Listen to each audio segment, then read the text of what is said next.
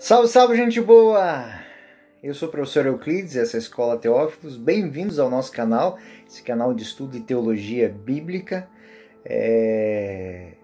Eu fico muito feliz de mais uma vez estar aqui com mais uma aula. O tema de hoje é o profeta Joel. Inicio essa aula de hoje que vai tratar da vida e a obra do profeta, situando ele dentro do contexto dos profetas menores. Lembrando que nós estamos tratando os 12 profetas menores, Joel é um deles. A minha abordagem ela não é a partir do cânone, mas ela é levando em conta o tempo dos profetas, ou seja, uma proposta de cronologia.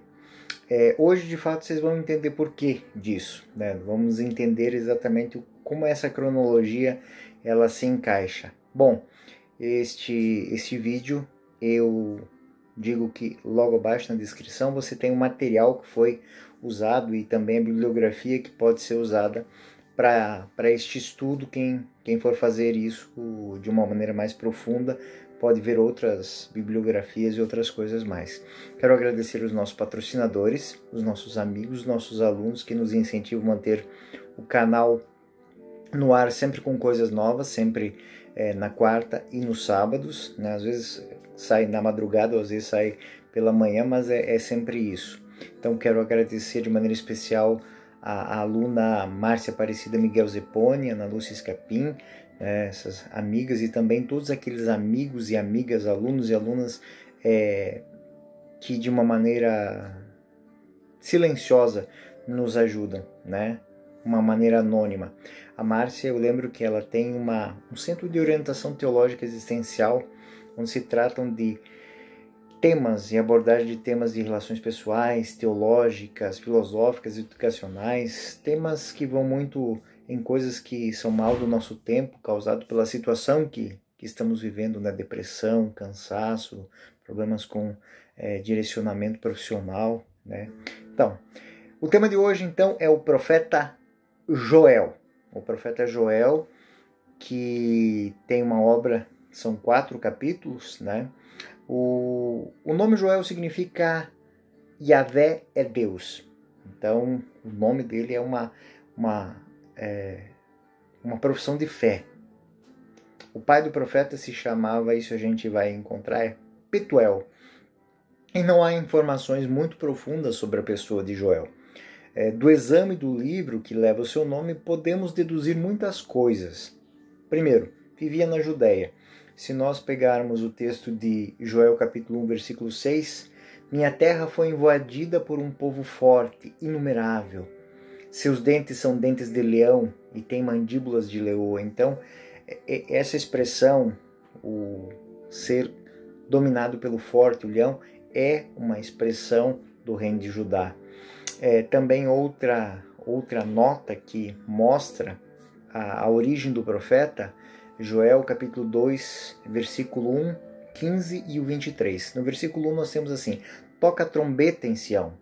Sião é considerada Jerusalém. Dai o alarme no Monte Santo, também Jerusalém.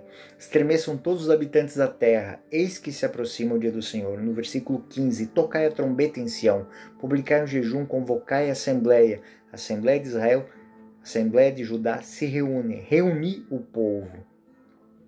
Alegrai-vos, filhos de Sião, novamente esse tema. Então, é uma nota de que é um filho de Jerusalém. Então, provavelmente, em Jerusalém ele mantinha relações estreitas com o templo, do qual conhecia bem, primeiro, a equipe, sacerdotes, levitas, o que acontecia no templo. Ele sabia inclusive coisas muito peculiares, como a quantidade de ofertas, a diminuição das ofertas. Ele tem coisa muito interessante, que ele sabe como estão se sentindo os oficiais do templo, as pessoas que trabalham no templo. Então a gente tem isso lá em Joel capítulo 1, versículo 9, 13 e 14. No versículo 9 assim: já não há oferta nem libação no templo do Senhor. Os sacerdotes, os servos do Senhor estão de luto. Ou seja, o templo estava desativado. Ninguém mais estava indo no templo. Então é um período um período onde existe uma invasão, alguma coisa está acontecendo em que as pessoas estão afastadas do culto. Versículo 13: revesti-vos de saco, sacerdotes, e batei no peito, lamentai, ministros do altar, vinde, passai a noite vestidos de saco, servos do Senhor. É um convite do profeta às pessoas do templo se reunirem em oração. Dá a entender que a cidade está sitiada ou a cidade está vazia. Isso é muito interessante. Versículo 14: publicai o jejum, convocai a assembleia, reuni anciãos e toda a população do templo do Senhor, vosso Deus. Então, aqui é muito interessante. É algo que é próprio de um convite à conversão. O capítulo 1 traz isso. Esse convite à conversão. Então, Joel 4,17 também vai tratar disso, né? Sabereis então que eu sou o Senhor, vosso Deus, que habita em Sião, minha montanha santa. Jerusalém será o lugar sagrado onde os estrangeiros não tornarão a passar. Então, denota que no capítulo 4 houve já a restauração. Então, nesse fio do primeiro capítulo ao capítulo 4, a mudança não mudou a cidade, não mudou a situação, mas mudou o espírito. O primeiro espírito é um espírito de penitência. O segundo é um espírito de redenção. Então nós temos aqui a chave de leitura desse profeta. Esse profeta, a sua obra vai se dividir em 2 blocos. Um bloco que convida a conversão dos seus compatriotas e o segundo bloco que dá a entender, a conhecer que Deus cumpriu a sua promessa de redenção. Então, o profeta Joel também é alguém que conhece os fenômenos na natureza, os acontecimentos da vida agrícola de Israel e gosta de descrever todos esses eventos de uma maneira muito peculiar a ele, de uma maneira muito viva, muito atraente. Nós podemos notar isso no capítulo 1, no versículo 4, é muito interessante. O que a lagarta deixou, o gafanhoto devorou. E o que o gafanhoto deixou, o roedor devorou. E o que ficou do roedor, o devastador comeu. Vem essa cena, ele está descrevendo um período de calamidade em que, semeada a terra, plantada a terra, as lagartas vêm e comem. Depois que está tudo verde,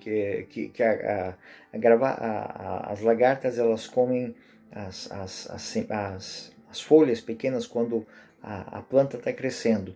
Depois vem um enxame de gafanhotos, devora. O que sobrou dos gafanhotos cresceu, secou, deu sementes, as poucas sementes, os ratos comeram. E o que ficou? O devastador. O devastador, então, aqui é o fogo. Aquilo que devasta, aquilo que arrasa a terra. Então, ele descreveu, usando o que vai acontecer com Israel. Ou seja, ela será tocada em todos os momentos, no plantio, no crescimento, na colheita e no armazenamento. Então, é a profecia de uma grande calamidade. E como é que o profeta faz para mostrar isso? Mostrando esta cena, ou seja, já no broto, ela será tomada pela lagarta, depois no crescimento pelo gafanhoto, depois nas sementes pelos roedores, e depois, quando for a hora de cortar, de ceifar, o fogo vai devastar. Então, os conhecimentos dos procedimentos relativos ao desenvolvimento dos gafanhotos, os pormenores dos danos causados pelas pragas, tudo isso é apresentado por ele. Ele toma visões muito simples. Aqui é uma coisa, um paralelo muito bonito, né? Jesus tem essa temática nas parábolas do reino, a parábola do semeador, exatamente isso. O semeador saiu a semear, lançou semente, uma semente que cai à beira do caminho, a outra que cai, e aquela que cai em terra boa. Então ele diz exatamente o que acontece com cada tipo de semente, onde ela cai. Então o profeta Joel tem essa dinâmica muito semelhante à usada nas parábolas. Então ele transforma o conhecimento dele numa mensagem que possa ser compreendida, quase que, posso dizer, pictórica, essa ação do profeta. O que é pictórica? É quando você desenha a cena. Jesus desenhava as cenas, o profeta Joel faz a mesma coisa.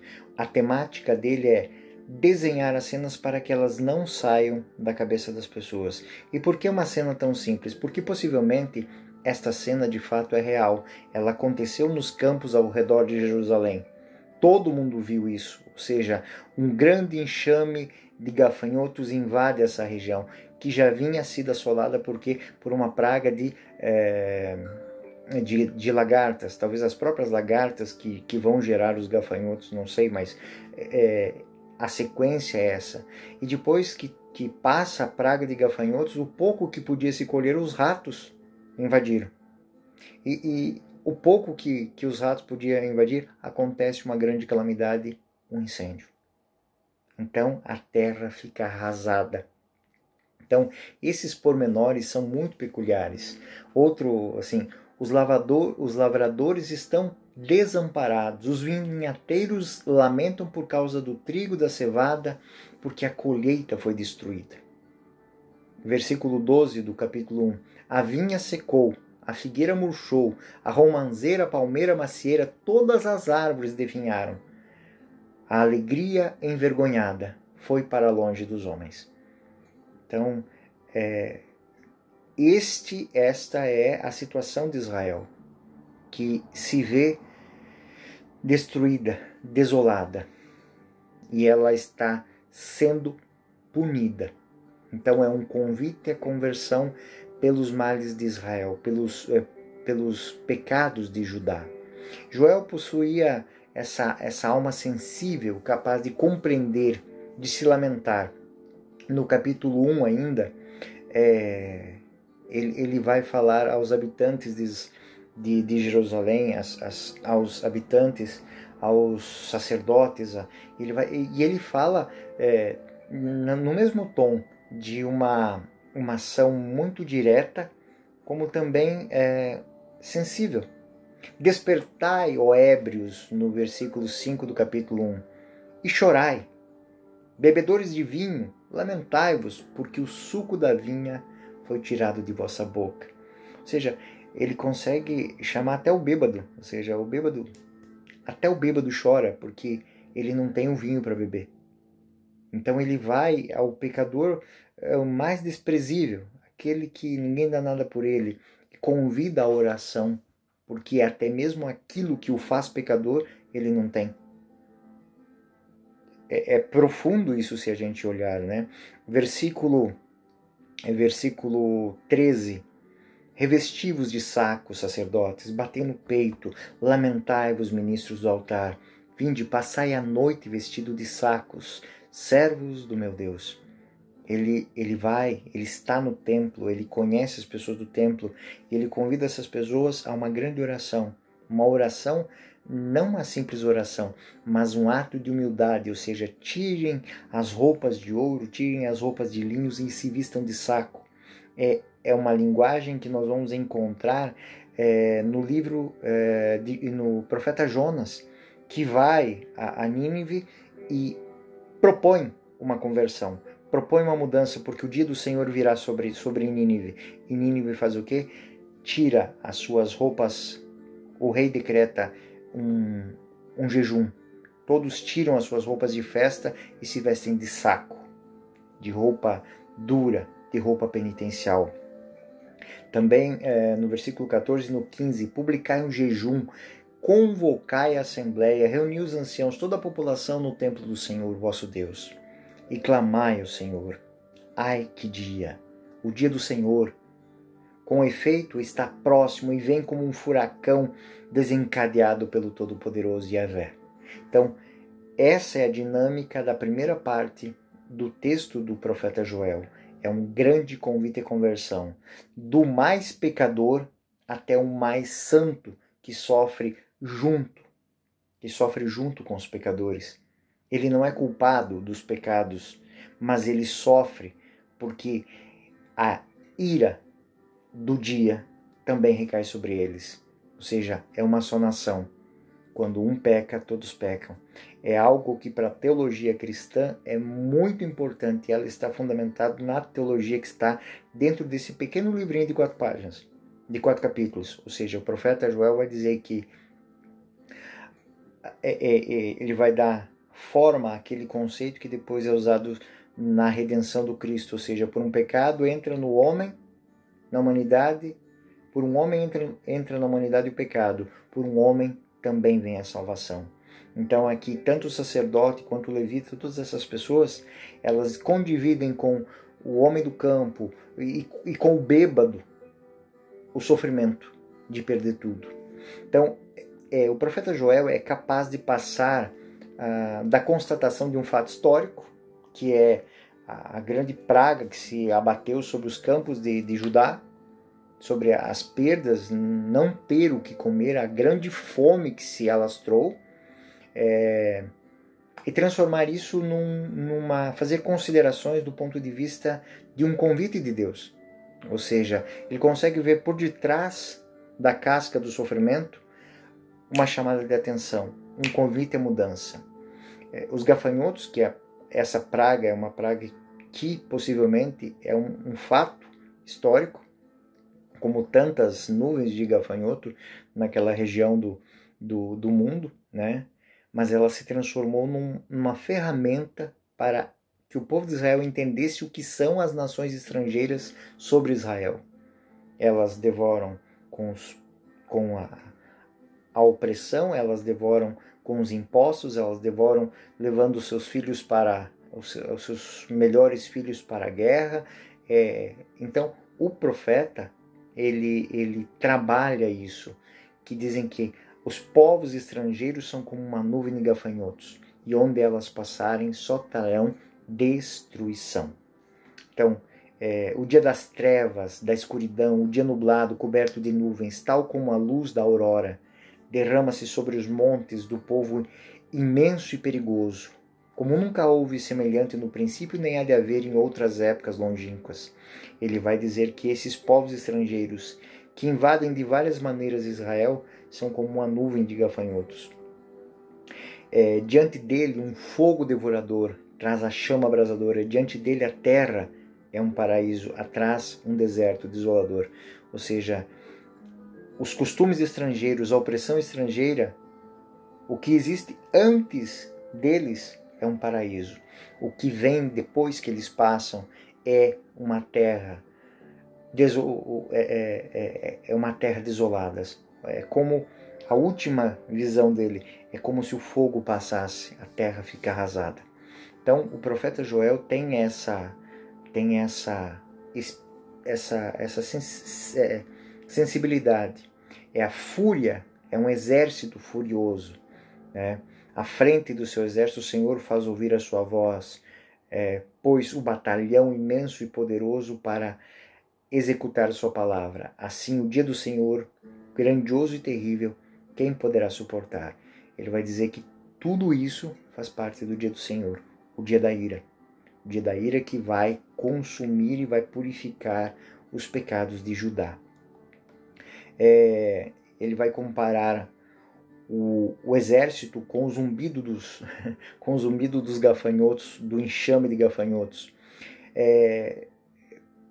Vocês devem ter percebido que o profeta Joel, ele é muito sensível, e essa sua sensibilidade faz com que o seu texto, além de pictórico, ou seja, além de quase que você consegue ver as cenas, é quase que esteja passando um audiovisual quando a gente lê o texto, também é muito poético.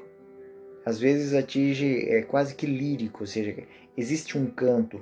O texto em si, ele é bem organizado, é bem orquestrado, então ele tem uma ritmo, ele tem uma métrica. É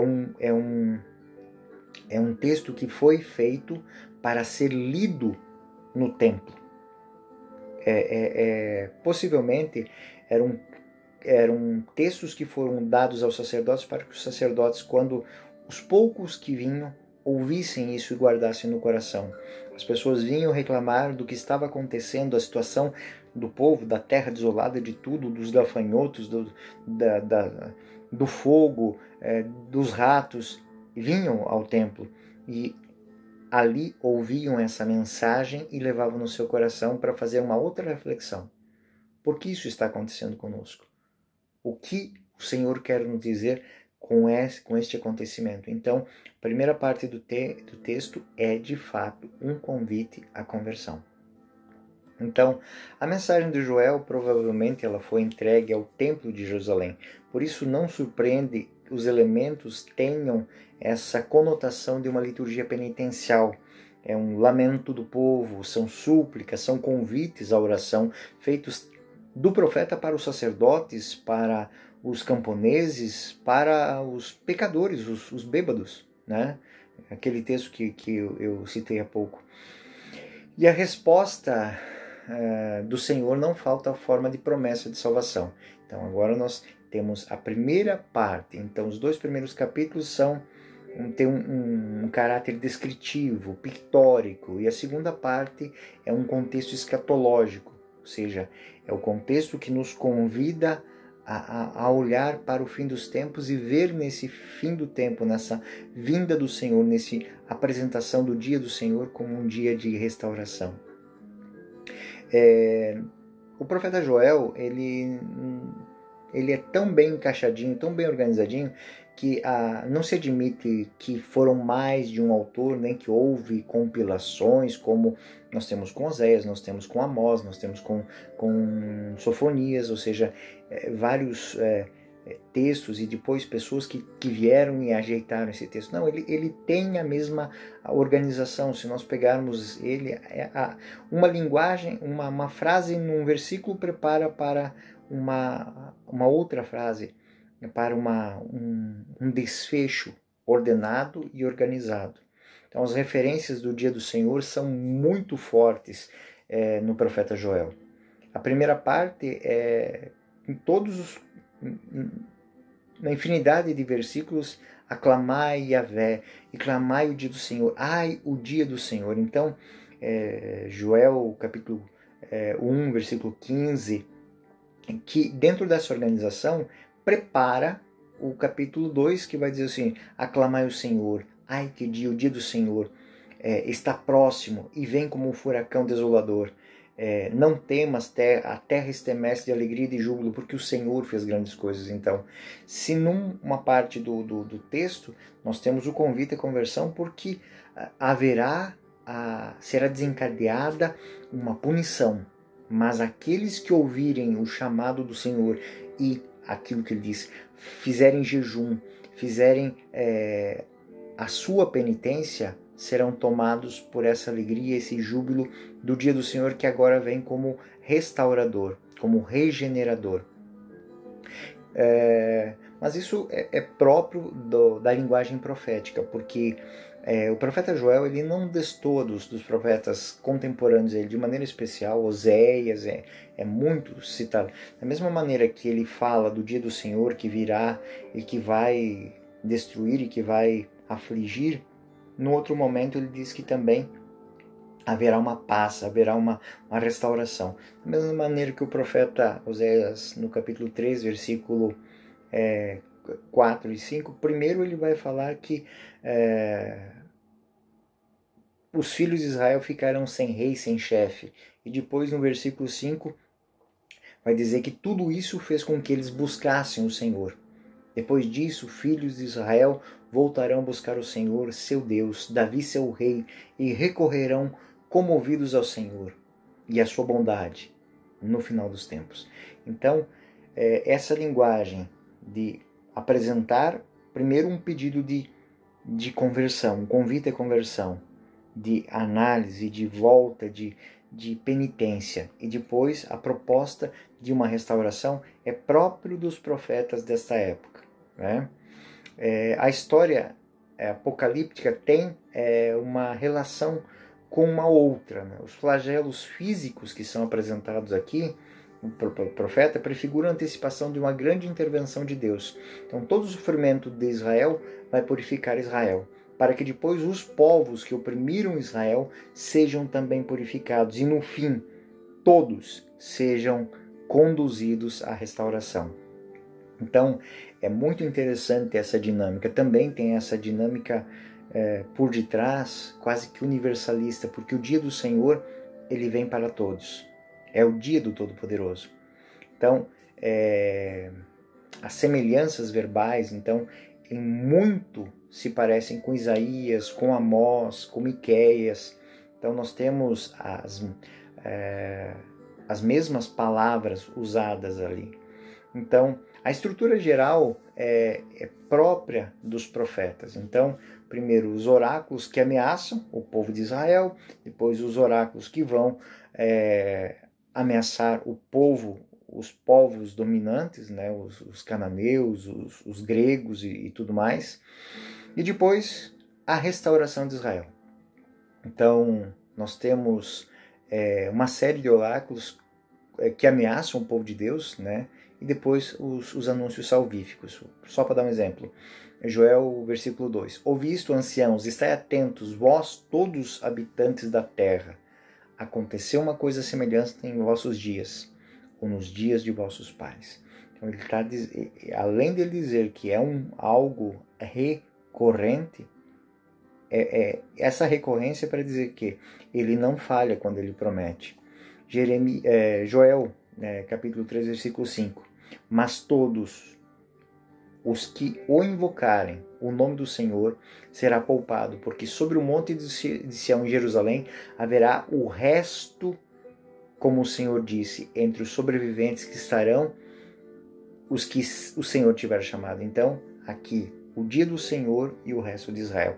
Essa palavra, resto de Israel, é muito importante para a teologia dos profetas, porque o profeta diz que a salvação não vem, a salvação, a regeneração, a reestruturação, ela não vem para os ímpios, ela vem para aqueles que sabem usar o caminho da humildade, o caminho da conversão como transformação da sua vida, da vida do seu povo. Então, cada um é responsável por isso.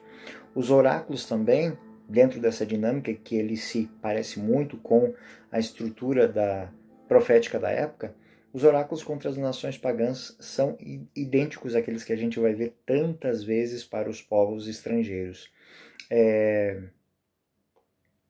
A data da pregação de Joel, a escrita do livro, tem algumas controvérsias, né? Então, ela pode ser tanto pensada a de ser dita num período da invasão dos gregos, porque no capítulo 4, versículo 6, se faz citações, né? Venderam aos gregos os filhos de Judá, os filhos de Jerusalém, que foram assim deportados para longe de sua pátria. Então, é uma citação, porém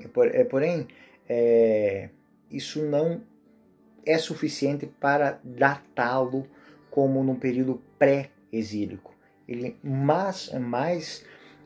mais próprio do momento pós-exílico. Então, no momento em que já passaram os profetas Sofonias, Ezequiel, Miqueias, Isaías, todo aquele povo. Porque os oráculos são muito próximos disso, ou seja, alguém que teve acesso a esses oráculos, teve conhecimento dessa tradição profética. Então, a comparação, podemos dizer que é simétrica entre a tragédia dos gafanhotos e a invasão das nações pagãs. E isso é chamar o povo de Israel à memória, a pensar numa coisa. Tudo que aconteceu no passado pode acontecer agora de novo. E é um convite à conversão. Então, essa é a dinâmica do profeta Joel, né? Ele faz um convite profundo à mudança de vida, à transformação. Podemos dizer que a chave de leitura do profeta Joel não é outra, é conversão e redenção. Nos primeiros capítulos 1 e 2 descreve o flagelo dos gafanhotos, a tristeza, a fome que provoca a interrupção do sacrifício, ou seja, a perda da graça, a perda do diálogo com Deus. Isso é o convite à conversão. No capítulo 3 e 4 é desenvolvido o tema do dia do Senhor, incluindo os seus sinais precursores, tudo aquilo que o Senhor vai apresentar quando o Senhor está vindo, o julgamento das nações, as promessas escatológicas feitas a Judá e Jerusalém. E isso é o convite, a confiança e a promessa de redenção. Então, isso tudo é muito importante para compreender a dinâmica do profeta Joel. O profeta Joel tem um projeto de conversão para o seu povo. Ele não está fixado. Possivelmente, o texto do profeta Joel é do capítulo 6 ao capítulo 4, ao século 4 a.C. Então, esse é o período histórico dele. Mas o mais importante, é uma palavra que se perpetua na história, porque é um convite à conversão, como tantos convites que o Senhor faz no dia de hoje, para as nossas comunidades, para a nossa vida. Então, é um livro breve, mas com uma mensagem muito densa. Bom, essa foi a primeira parte, a vida e a história do profeta. Espero que tenha sido útil para você. Muito obrigado aos nossos colaboradores, aos nossos patrocinadores. Até a próxima. Não deixem de se inscrever no canal e clicar o sininho. Até o próximo vídeo. Eu sou o professor Euclides, essa é a Escola Teófilos. Até o próximo. Fiquem com Deus.